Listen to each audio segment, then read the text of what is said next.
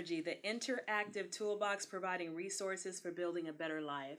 I am Zennurgy, your catalyst coach and conduit for that better life.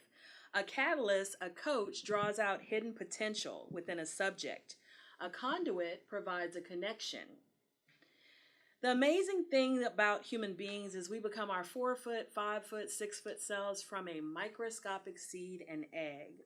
Just as we had massive potential to grow physically, the same is true mentally, spiritually, and emotionally. We have reservoirs that some of us have not tapped into before because unlike the physical, our other areas do not develop by autopilot. It takes a lot of effort, a lot of strategies, a lot of trial and error. Yes. But we get there, and the goal is to always be growing. Any athlete knows all a coach can do is unleash what was already inside. As your Zennurgy catalyst, I will connect you with tools through interviews, and I have Miss Saran Adams here with me. Hello, so say hello. Hi to the people. Hi, people. All right, and beautiful people. Yeah, beautiful people out there in Facebook land, our Facebook family. And she's like my teammate today because we need teammates to get through life. We cannot get through this life alone. We have to network. We have to build relationships. We have to learn from each other because I think the greatest resource we have on earth is humans and the life stories of people and their experiences, what they've learned from all these different situations. So a coach does not work alone. Teammates are essential. And this is also an interactive toolbox. We are local. I live in Spring, but I'm all over Houston. And where's your shop located? My shop is in 3rd Ward, Houston, Texas, now Midtown. But I am on Emancipation of 4213 Emancipation. So come and see me. Yeah, so we are local and we are on social media.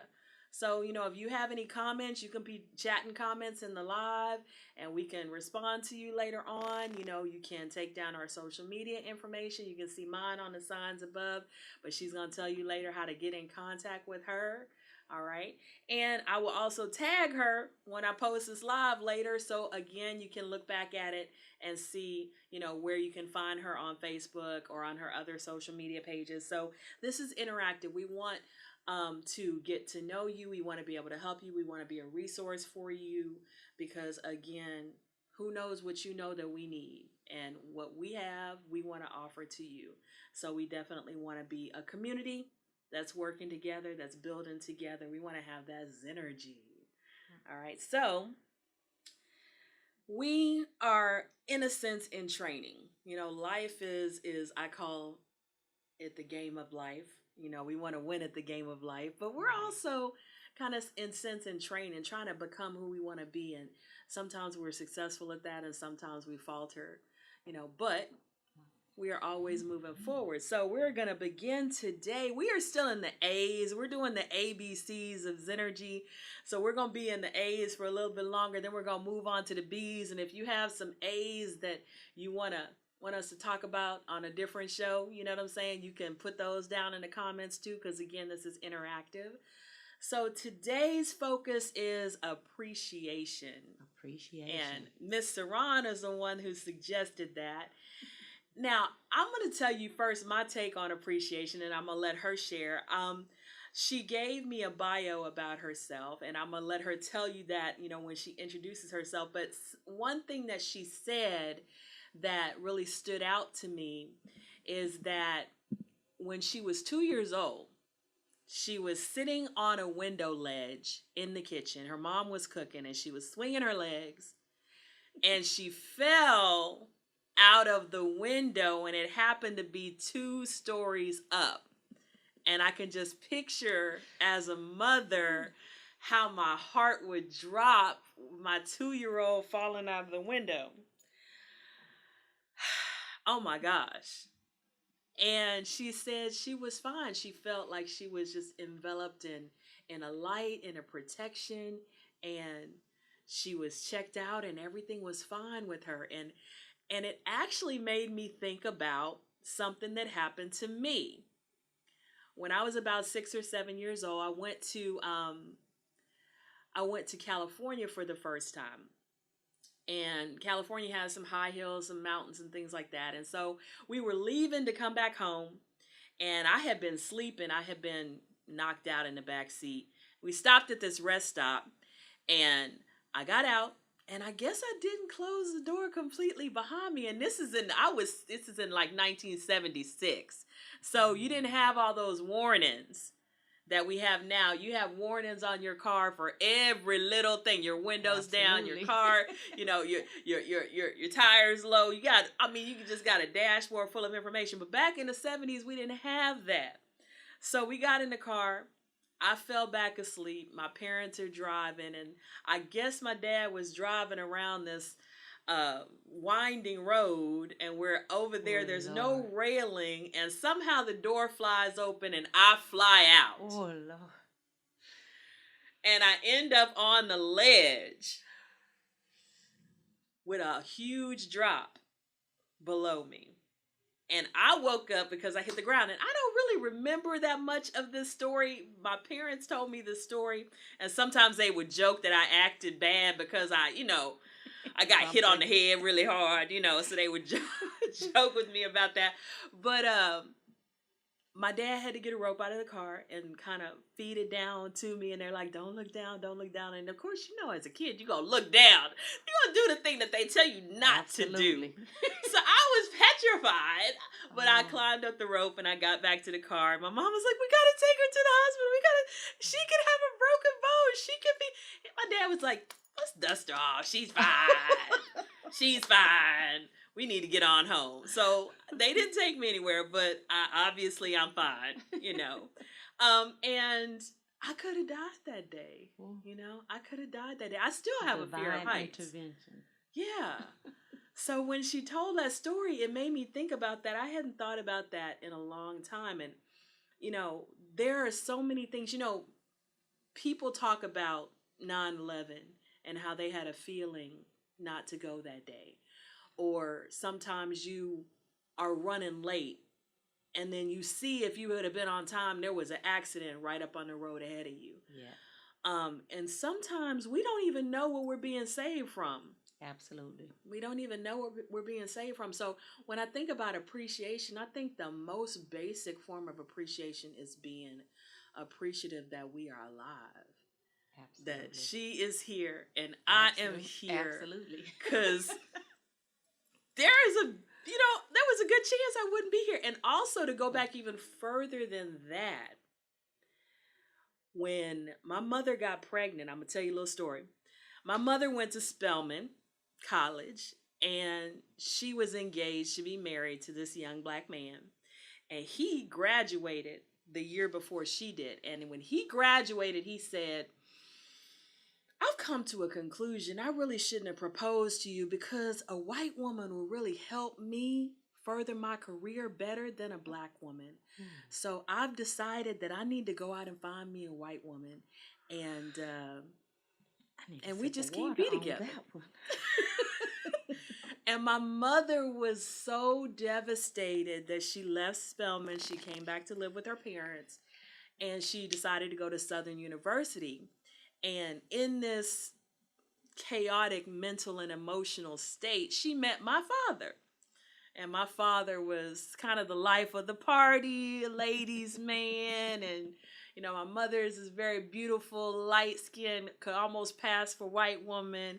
And my dad is dark as Wesley Snipes. So my grandparents didn't want her to have anything to do with him, But that's that colorism in the family. The colorism, right? Definitely the colorism. But my mother, for some reason, was attracted to him and wasn't thinking about a serious relationship at all. She was in a state of trying to get over having her heart be broken. My dad wasn't thinking about a serious relationship at all because he's looking at this woman who's had her heart broken, and they just happen to be hanging out, having fun, and she ends up pregnant about 7 weeks after she came back from Spelman. And my dad's looking at the timing of that. I don't know. That's kind of... Do your mom and daddy know you telling their business? They do. They have passed on, but I'm telling the story for a reason. You know, I'm telling the story for a reason because this story impacted my life greatly. Right. So my dad has actually decided he's gonna break up with my mother, like, cause he's thinking that I may not be his child. But he comes to drop her off at home, and the house they lived in, it has stairs going up to the second floor where you could watch somebody walk up the stairs. And so he sees the door open. He sees my mother's father, my grandfather, come out the door, red face, and start beating my mother with his fist. And my dad walks up the stairs, gets my mother, and says, that could be my child. I cannot leave you here. You are not safe here. We're going to go to the courthouse and get married. Mm. You know, that's the kind of man my father was. He believed in duty. He believed in doing the right thing. He believed in sacrifice. Right. You know, and so that kind of hung over my life. Like, I interrupted both my parents' lives. And it was kind of a difficulty because they never, in a sense, intended to be together. And so they had this very difficult relationship. But going back to appreciation, I had to appreciate both of them once I got older because my mother could have aborted me. Absolutely. My father could have left my mother in that situation. She could have had a very difficult life. My grandparents began to love me after a while, but I was the most chocolate thing in the family when I was born. So they were not happy about that. You know, so I had to, going back to appreciation, sometimes people, and I am guilty of this too, we have a easy time with gratitude. We have an easy time with, oh, my life is great. Right. It's a beautiful day. I'm grateful for that. Right. But appreciation to me is being able to see the good even in the bad. Absolutely. Being able to see how certain situations helped you grow. Because I didn't have an easy childhood. I didn't have an easy upbringing, but I can see how all of that made me grow. Right. And I could see how it made me find value in myself. Because on the outside, there were times when I kind of felt like I was unwanted, Right. But I had to look to God. I had to look inside. I had to look, for other things. And so, what do you want to say about appreciation? Well, it's funny how you say that, your dad and the way your mom and dad came together. Because my mom and dad is sort of similar story. Um, they waited till prom, though, to they had never, because my dad was a ladies' man, but they were friends. They would walk by, say hi, make a joke about each other. But ended up, my dad ended up asking my mom to his prom because he was a year older. Um, and that night, here I go. And it's so crazy because the colorism that's in families is it's horrible. Um, my mom's mom wanted her to abort me. So I always say I was fighting in the womb to even be here. Mm. So I'm very appreciative that I made it here. Um, for the simple fact, a lot of spirits don't get to embody a human space here. Mm. So I'm grateful, appreciative. So what I have to say about being appreciative, as well, I didn't have an easy life. So I went from house to house. So appreciative that my grandmother took in all the grandbabies because our parents were still doing their thing, you know, from having me so young. So she took up. There was 4 of us in the house, 2 girls and 2 boys. I appreciate the love that she showed when no one else felt like Because you can feel very unwanted when people are passing you around. Oh, she too much, she did, she that. And I really wasn't a bad kid. Very unconfrontational. Didn't know about fighting. My heart wanted to love everybody and everything. I am still that way, but I had to get back to me to get back to that place. My grandmother showed me something that was just so special, and I am so appreciative of that. Um, there has been relationships that have been broken, of course, from me not wanting to be confrontational. I didn't know how to speak up for myself. So even like when I was with my mom, she was going through an abusive relationship. And I can remember being in a room just wanting to be under the covers. I didn't want to hear it. I didn't want to see it. So when I got married, I thought that's what you did as a woman. Nobody taught me to love myself. I just knew to be compassionate and loving. So then I began to think that it was my fault that I was getting hands laid on me. But I am very appreciative that I have a higher self that tapped me on the shoulder, because the thoughts in my head began to get very toxic, very, like I wanted to start finding what I was watching those shows called there was one back that was called She Got Away with Murder. Yeah, something like that. It was something like that, right? And I was like, I've let this go too far. Yeah. If I'm supposed to dive into this, right. And I finally got out. And when I got out, I wanted to be so mad. I wanted to be so angry. I wanted to stay in it. What they call us bitter women when we're hurt, when we're. Yeah. I so appreciate my higher self, because I listen to my intuition. Not all the time. I was able to do that back then as a kid because I didn't know what that was trying to come through. It was easier to see and help others, even at a young age. It was easier to see and help others. But after I sat with myself, I had to go in that space and do that shadow work and go pull out all of that. And I was like, why would I let him get away and take my life from me? He's still controlling my thoughts and my feelings and my reactions, and we're no longer together. I had to go in darkness.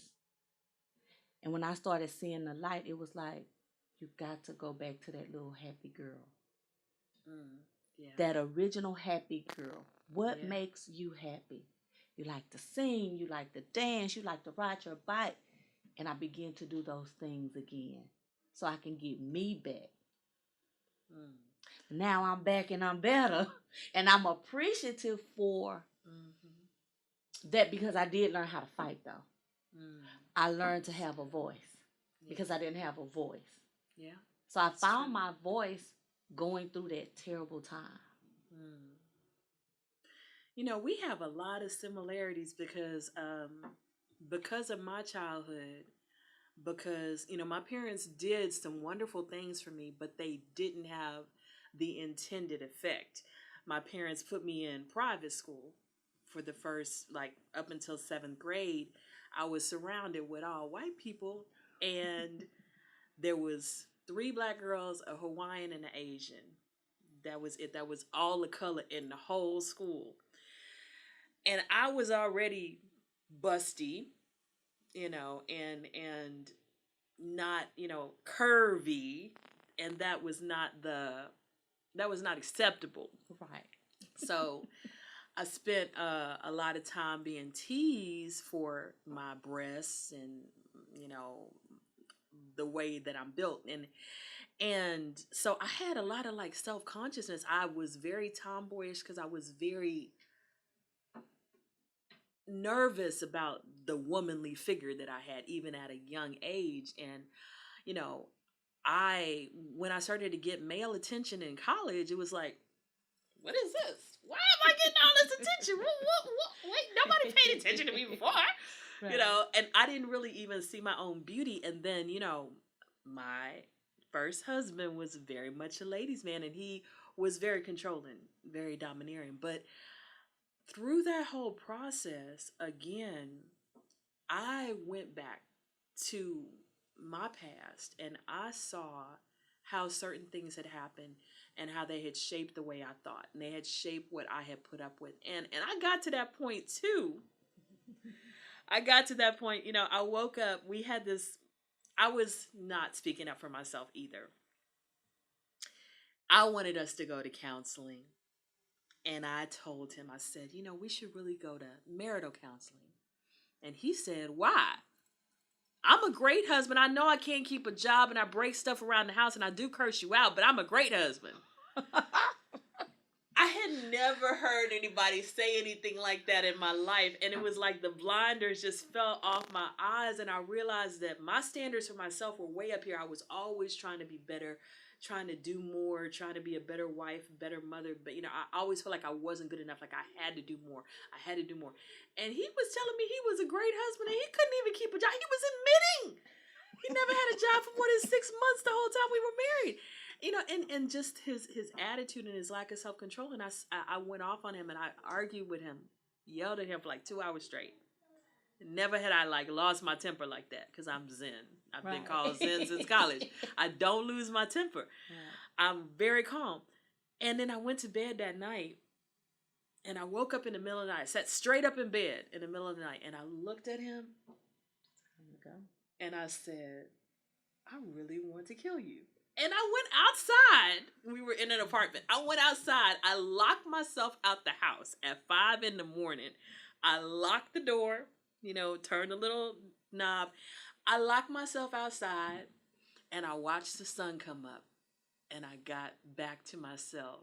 And then when I figured it was light enough, right, I knocked on the door and he opened the door. I had to knock quite a while.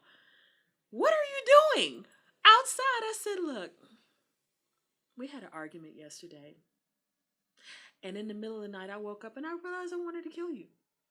You don't need to spend another night in this house with me. Not one more, not one more. Sometimes women, people, let things go too far. We don't speak up. We don't take care of ourselves. And then we have that mad day. My principal calls it mad day. Right. And we lose it. Right. We lose our mind. Now, you and I caught ourselves before we took out our anger on anybody.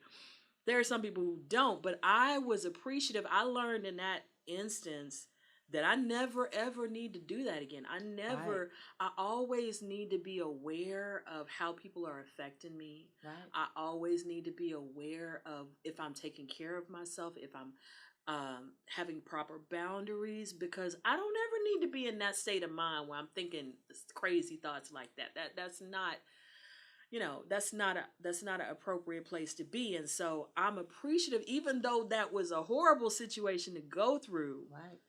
I'm appreciative of what it taught me about how I need to live my life.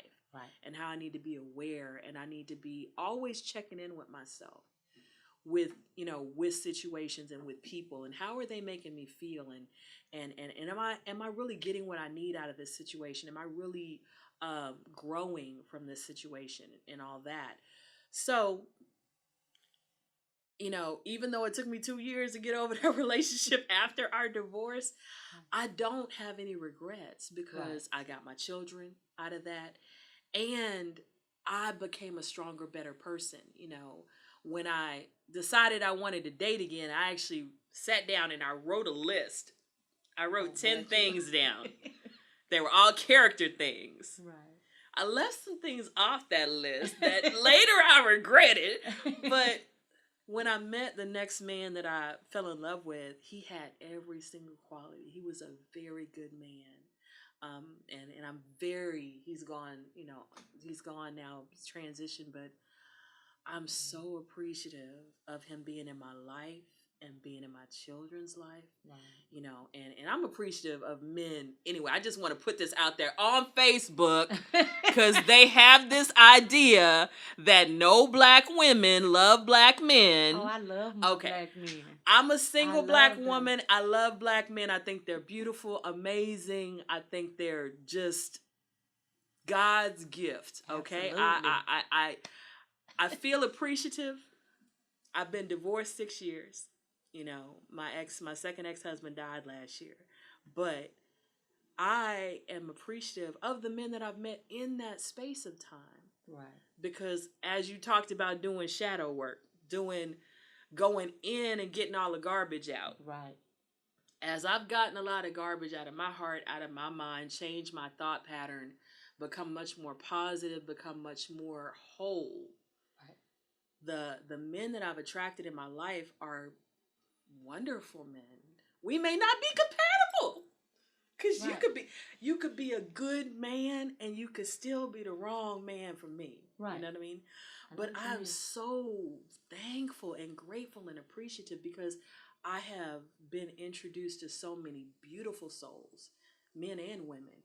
And just to be able to occupy space with beautiful people who are about the good, right. as Baba Fanau would say. They're about the good. Right. And they're doing positive things. They have goals, they have ambitions, they're inspirational. I am where I am right now because of people that have spoken to my life. I'm sitting right here doing this because people spoke into my life. Right. I have this, merchandise that I came up with and perform and do all the things I do because of people who said, you should do this. You have this great voice. You should do this. And I'm looking at them like, I should do this. Didn't I just say that? I said, you got a beautiful voice. Yes, you did. You did. And to realize that sometimes you need to just listen to people. Because sometimes when you're not listening, like you talked about that inner voice, that higher self, sometimes you get ideas, but you're like, nah, that's not really for me. I don't know how to do that. I don't know. And then somebody comes and tells you the same thing you told yourself. And it's like, wait a minute. Why do I keep hearing this? That's because your ancestors have to go get somebody and say, hey, go over there and talk to my baby. Because I dropped it in her spirit and she don't believe she can do it. Come on, baby, let me go. But that, I'm appreciative of the bad situations that led me to the work I needed to do, right. That led me to the people I needed to meet, to be in the space that I'm in right now. Right. I'm appreciative of the journey. Right. Because it's what is somebody said it, maybe Oprah, I don't know, maybe Maya, somebody said it's not about the destination. It's about the journey. Absolutely. And all of the people that you meet on the journey, all the experiences that you have on the journey, and even all the pain that you have. I can look back and say, ooh, I didn't think I was going to get through that, but I did. And feel so much appreciation because of the people, because of the places, right. Because of the things. Somebody might have put a book in my hand right when I needed. Right. Or somebody might have said, hey, listen to this. Go here. Do this. Do that. Sometimes you at your wit's end. You're like, I don't know what to do. I don't know what to do. And then somebody says something. That's when you go into your Zen space. That's true. So even though we're sitting here in quarantine still, COVID-19 in the red zone in Texas, there's still so much to be appreciative of. And I would encourage people out there, when you look at your life, I have a friend and I have to keep telling him all the time. Every time he talks about his past, it's all negative. I'm like, stop. Sound like somebody I know. Stop. I was like, you need to go back and look at the good. You need to look, what did you learn from it? How did you grow from it? And don't talk about the negative without saying, this negative brought me this. Right. This negative taught me this. Right. This negative allowed me to become this. Because you have to appreciate Yeah. those lessons. Yeah, you do. They're lessons. Yeah. Appreciate them. Yeah. Don't right. stay stuck. Ooh, that's People good. that get stuck, it's That's just good. Don't stay stuck. oh.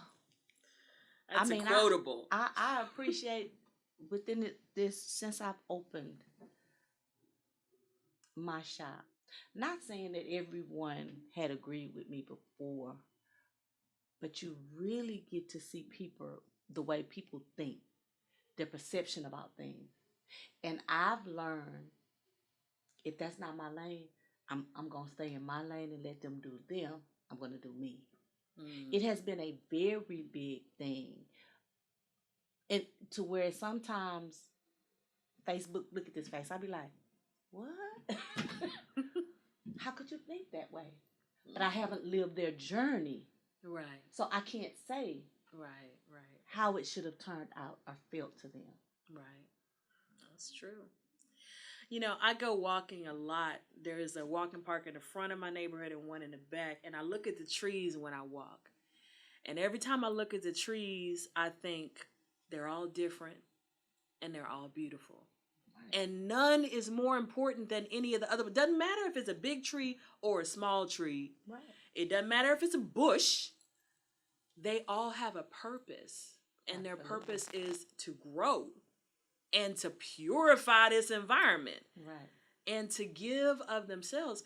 And as people, sometimes we are so down on ourselves. We compare ourselves to other people negatively.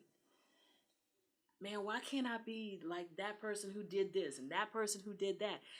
Be the tree that you are. Absolutely. You don't have to be 100 foot tall. If you're 10 foot tall, do what you can do at 10 foot tall. You know?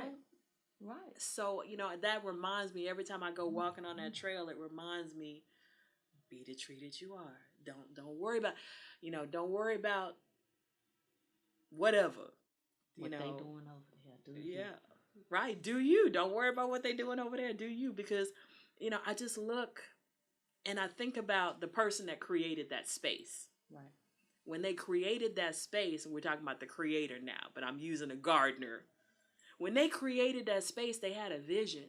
And their vision was not for all the trees to be the same. Right.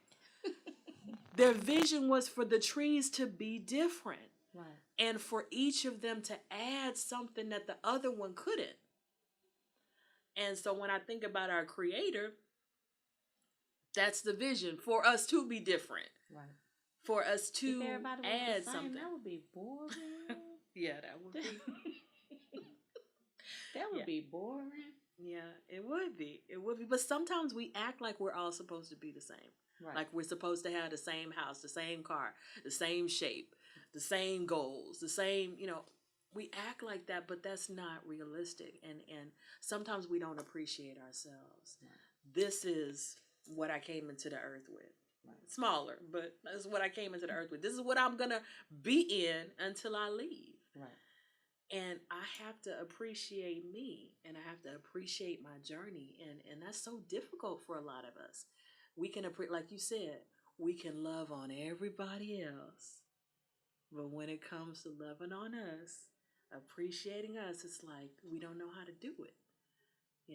And you said nobody taught you how to love yourself. Nobody taught me that. How did you learn how to love and appreciate yourself? So, with me being more of a spirit being, I meditate. I listen to the answers. And when I get that download, that answer, like you said, that tree is not like that tree. That specific tree knows what it's supposed to do, and it has its own beauty. So the reason that I went back to even a little girl, that's when your heart is happy. It's pure. It's not tainted yet with so much buffoonery yet. So it took time. And I had to test it out. Why don't I like going to sit down and eat by myself? I had to figure that out. Why why I was afraid of my own thoughts. Hmm. I had to figure all that out brand new. And see, growing up with grandmama, they were still where when you're on your menstrual, you don't wash your hair, you don't get in the tub, or you gonna catch something and die. And I was like, what's gonna happen? I'm gonna have to test that theory because I'm not. I can't. I've never heard of that one. That's to do with me. My grandmother and them used to say goodness. you can't wash your hair, you can't get in the water. Or I think I don't Wow. know if when they were younger they would catch some type of cold or may die or something. It must have been very big and scary because Wow. I'm like, I'm not gonna test it. I'm thankful for my spirit. I promise I am so. I hear you. I hear Thank you. I am so grateful. Just very appreciative of who I was sent here to be. Like my light had been stolen in that marriage. It had been stolen. It's back. That's good. I like what you just said. I'm appreciative of who I was sent here to be. I think my story, as I told you at the beginning, feeling like I was an accident, feeling like I interrupted my parents' lives, I had to come to a place where I was like, that's not the truth. That may have been the circumstance, Right. but that's not the truth. The truth is, I was sent here for a purpose. Right. And now is my job to figure out what that purpose is. Now, Baba Fana, who I had on here last show, he says everybody has the same purpose, to bring beauty, harmony, and communion. It's just how you do it. How do you do it? How do you bring beauty to the world? How do you bring harmony to the world? How do you bring communion or build community? And so I was like, okay, I can accept that. I can accept that we all have that same purpose, and I have to figure out my way of doing it. And then I started to look at, what gifts do I have? What do I just do naturally that I don't have to work at? I can craft it, I can make it better, but it just comes to me naturally. Right. And then I began to write those things down. So if there's a person out there, you're having a problem loving yourself, think about those things that you do naturally. Think about those things that just come naturally to you. Those are your gifts. Those are what you were put here to give to the world. That's what the world needs from you. And think about all the times when you were helpful to other people, all the times when you sowed into somebody's life and you changed their life. So I would encourage you, if you're struggling with appreciating yourself, make a list of why you love yourself. Why do I love me? And if that's hard to do, you need to start some healing from deep. That means you have pushed down some feelings and some stuff, and it's just in your root, and you got to go in there and get it out. You have to. That kind of stuff will kill you early. Like that's another reason that you have to learn to love yourself. Your spirit has to be free. It lives longer when it's free. You don't stop, throat chakras all stopped up. You just live your truth. That's good. Live your truth. That's the best way to love on you. Stop judging about what others say, what others do. Do you? A lot of times, what I'm seeing that our young people, I'm not getting on y'all, but what I'm seeing about the young people, the disrespect with the elders is getting very rampant. It's unbelievable. Like,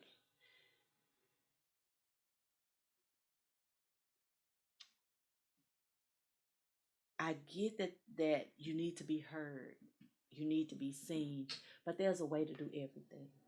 Because when I was growing up, children ought to be seen and not heard. You know, they had their pity pat parties.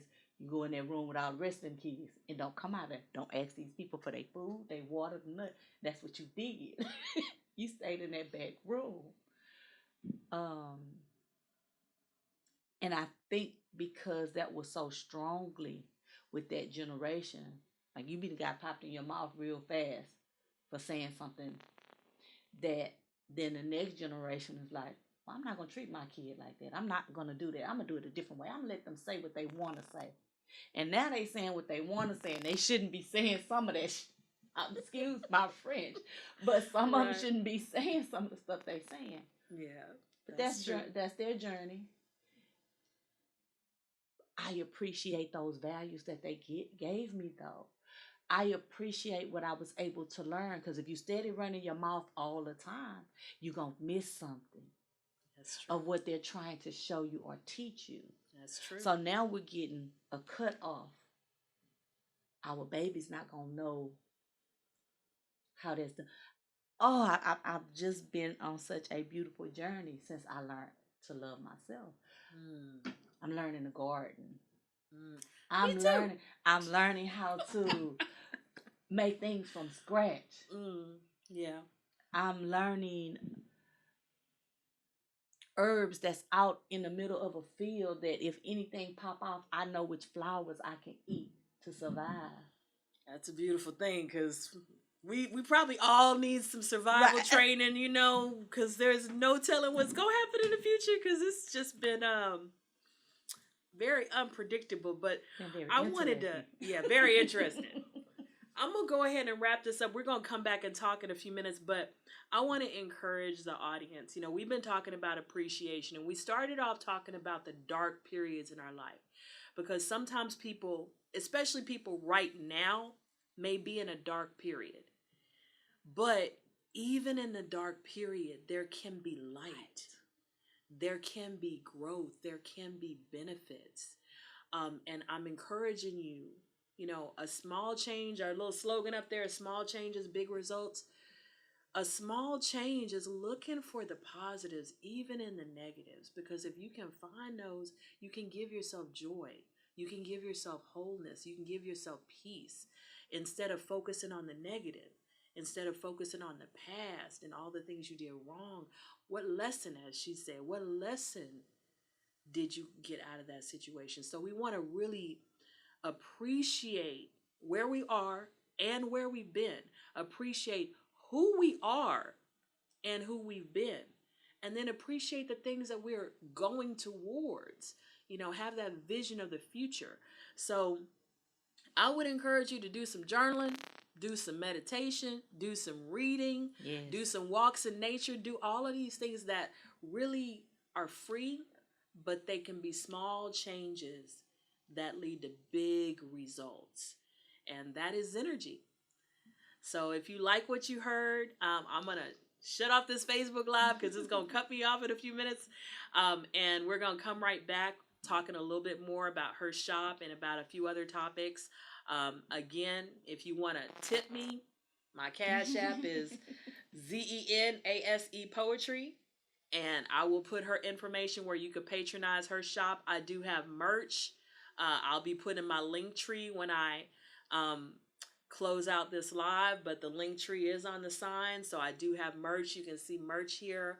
Laughs and Lyrics shirts, Get Zen, Stay Zen, Spread Zen shirts, Lit to Transmit, A Fire to Inspire, Luminous shirts. And I have a lot more on the website. And I actually have a bag. Yeah, that's a big old bag that zips up. But there's a lot more stuff on the website. There's masks, there's mugs, there's doggy hoodies. Ooh, there's cute. There's all kind of stuff on there. There's socks, blankets, pillows, towels. So all with all original designs. A lot of it's Afrocentric, all of it's motivational and inspirational. So, you know, support Black business, support positivity, you know, surround yourself with good, because when you look at that good, it's going to make you feel good. And when you feel good, you can do good. So that's what we want to do. We want to have Zennurgy. We want to have that urge to make a better life, and we want to have the tools around us that help us make that better life.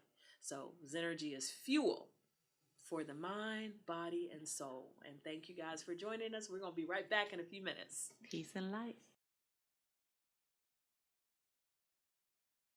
Give the gift of lift. Lift people up. Lift people up so when they look at your shirt, they look at your mug, they get an inspiring message. They're lifted.